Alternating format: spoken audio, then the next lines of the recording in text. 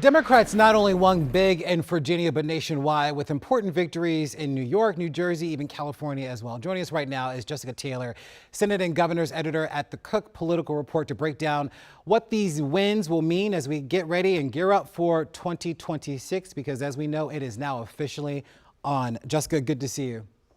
Thanks for having me again. Oh, so let's talk about the sort of the national headlines that we have here. Abigail Spanberger and so many really zeroed in on those federal layoffs and specifically the impact that they were having on Virginians and federal workers around the country. Does that appear to be a sort of opportunity for Democrats when we think about sort of the big economic issues that they've also been talking about along the campaign trail? I think that it sort of fed into just a message about jobs, the economy, and affordability issues. And so it wasn't just Spanberger that was talking about those things.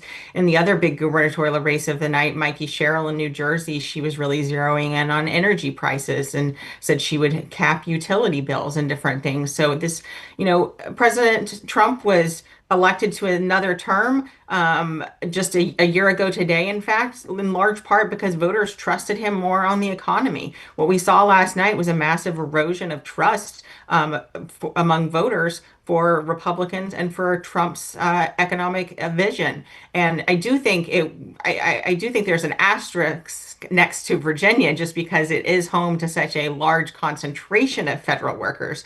So I do think that message had a particular resonance in this area and in Northern Virginia. But when it comes to just economic uncertainty, worries about rising prices, how tariffs are affecting prices, and agriculture issues, that's something that I think has resonance across many states that will be key in the 2026 Good afternoon, midterm. everyone. Thank you for joining All us. right. And This so, is the kind weekly of media briefing. piggybacking off of that point a little bit, um, one of the things that we heard from Spanberger was not just the fact that she focused so much on the economy, but that there really wasn't an emphasis from her campaign on those social issues.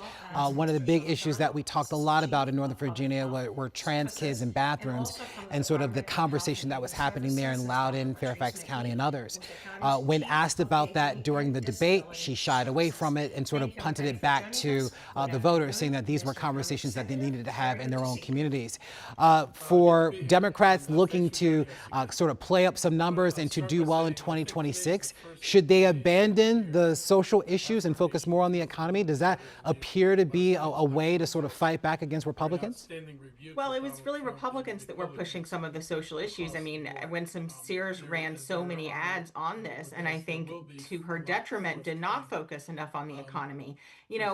Were trans issues, I think, a factor in the 2024 elections? I do think they were to some extent, but I still think overall the economy, immigration was the overarching issue. But again, those were issues that where President Trump once had the upper hand, he and Republicans have really fallen on that.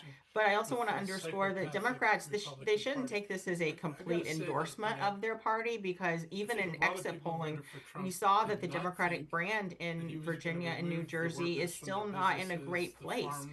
But overall, the results that we saw were more akin to sort of 2017, right after Trump's big victory and unexpected victory in 2016 that sort of presaged the 2018 midterms.